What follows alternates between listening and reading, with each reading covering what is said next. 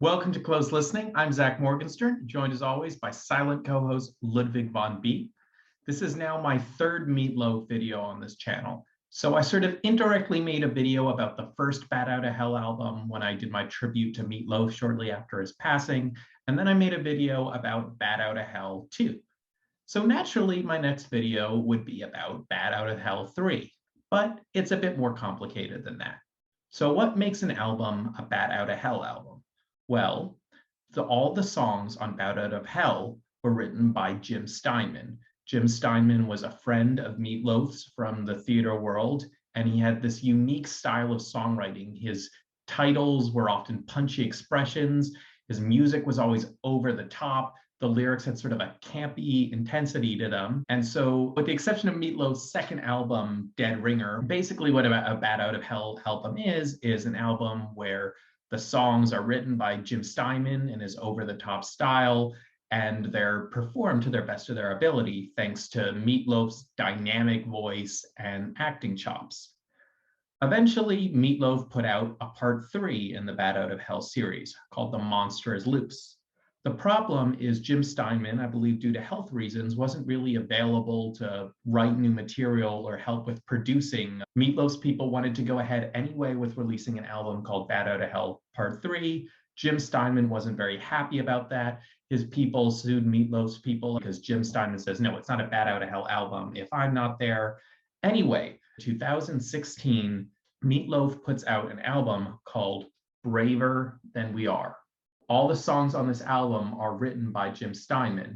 And even though there's a different album called Bat Out of Hell 3, this is largely seen as the true Bat Out of Hell 3. So a lot of the Meat Loaf albums have this over-the-top kind of heavy metal art on the front, which is interesting because Meat Loaf sort of appeals to that metal crowd, sort of is more of a doo-woppy thing. He's kind of genre and identity ambiguous.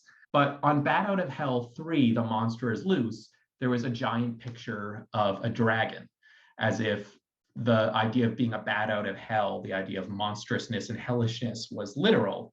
Whereas in the first two Bat Out of Hell albums, the point was far more the silly idea of being a bad boy, of being cool because you like rock and roll. It wasn't about literal, going into hell and bringing out a monster.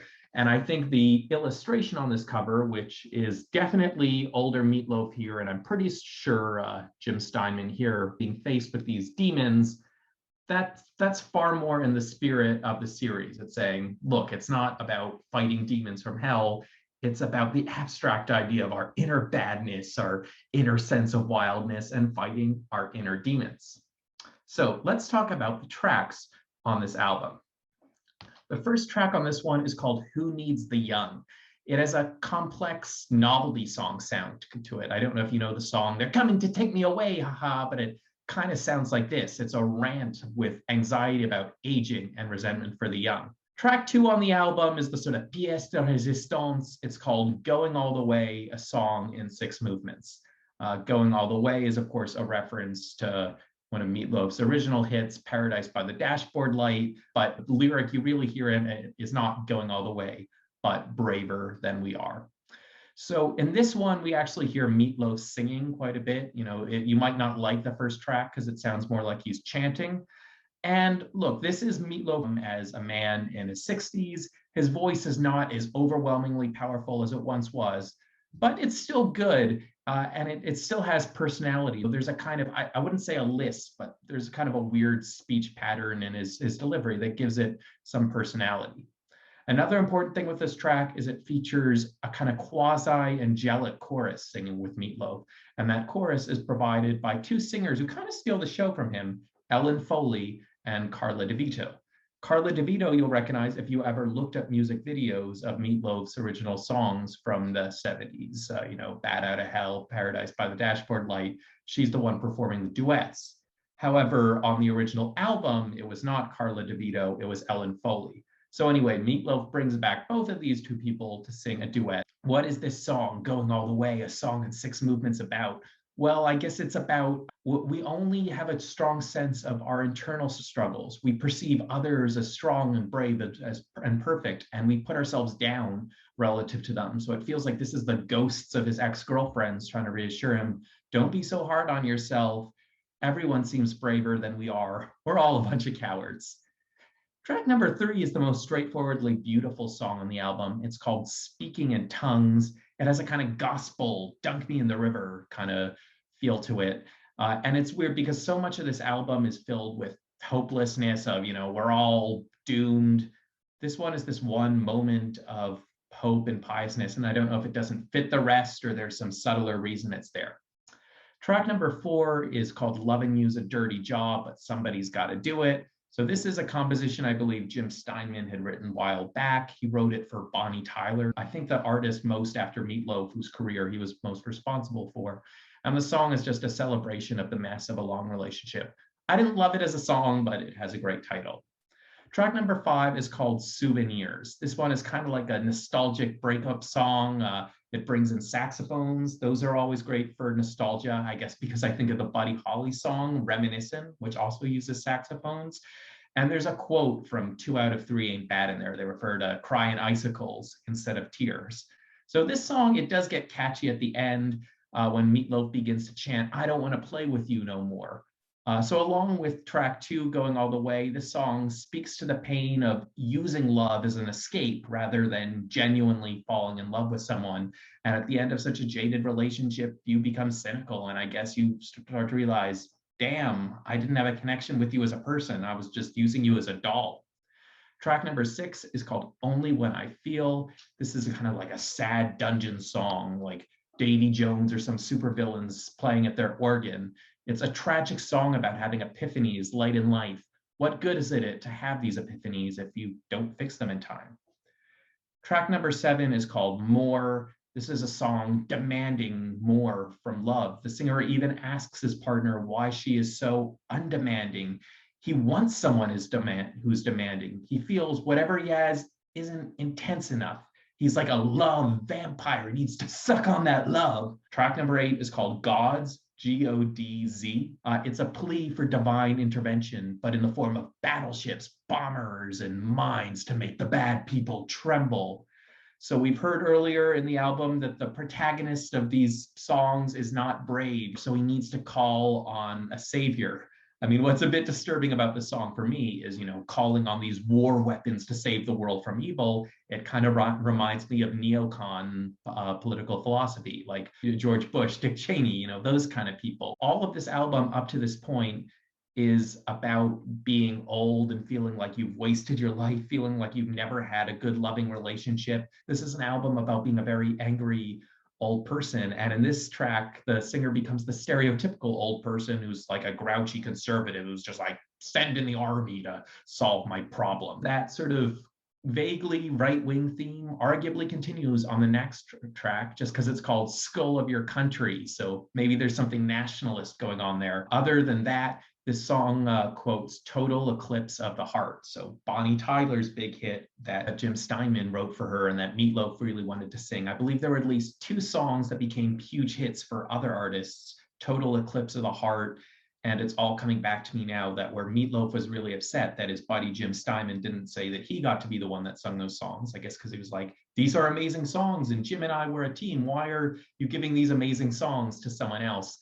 And in this track, I guess they sort of have this awkward compromise where Meat Loaf does not get to sing Total Eclipse of the Heart, but he sings this far less catchy song that samples Total Eclipse of the Heart. And it doesn't quite work to me, but I guess there's kind of a meta quality there of Meat Loaf's own dissatisfaction and regrets through the years. So he awkwardly does this semi-cover of Total Eclipse of the Heart. And then track number 10 is called Train of Love. Felt like kind of an innocuous ending for a concept album. The sound didn't feel anything special. It sort of felt like an overproduced version of the Rolling Stones' Gimme Shelter. That said, lyric-wise, it does have some interesting dark character that could serve as the end to this album. It goes, you're looking pretty with your jewels and bones. I'm riding the train, can't feel pain now. We're getting higher. So possibly they've died and are going up to heaven, though maybe they're starting to go up to heaven and will fall down to hell. The song also just has some crassness in it. You're my savior on your Hollywood sky. I feel you getting horny and my soul's running dry. I feel like there's never a nice way to say the word horny, not being sex negative here. I just don't like it as a word. And finally, the song has a sad ending. You got to give me some kind of reply because I've been knocking on your window. So the singer who in track number 2, Going All the Way, was thinking back to the loss of his girlfriends from back in the day of Paradise by the Dashboard Light. He doesn't get to have his happy ending. He never gets to find that satisfying love. He ends his life knocking on the window. So thematically, Bat 1 is about youth. It has songs about being a teenager, making out in your car. Bat 2 is about how you can still regress to youth in middle age. And finally, Braver Than We Are, the unofficial Bat 3, is about crisis when you realize you are hopelessly removed from youth. You get the resentment of who needs the young, the conservative politics of gods and school of your country. There's also the sense of having wasted your life as expressed in Souvenirs, Only When I Feel, and more. So in short, thematically, this album has some good stuff to it. Music-wise, I think it was a bit of a mistake. Bat 2 tried to be more epic, more over-the-top, louder than Bat 1, and this tries to be more epic still and do something different than Bat 2. I think Jim Steinman's genius on Bat 1 was writing long over-the-top songs that were still somehow catchy. Paradise by the Dashboard Light might be over 7 minutes long, but it still sounds like a classic 50s pop song. That's a hard thing to duplicate. You can only write so many epic over-the-top songs that are also simple and catchy. I would also point out that the first Bat Out of Hell album only had 7 tracks. So unfortunately, I wouldn't say Braver Than We Are is a fun album as a whole. But I do think the title track, at least, is a cool standalone piece. Otherwise, Meat Loaf's voice might have been better served with a more stripped-down sound like Johnny Cash on the American recordings. Those are great albums about being older and reflecting on your oldness and mortality and looking back. If Meat Loaf and Jim Steinman had wanted to do something different, rather than just doing these songs that are loud chaos and not particularly nice to listen to, why not completely subvert the Meat Loaf genre, take away the booming electric guitars and other loud instruments, and just do simple songs with a little piano and acoustic guitar, and let Meat Loaf's aged voice do the talking. I'm Zach Morgenstern. This is Ludwig von B. See you next time.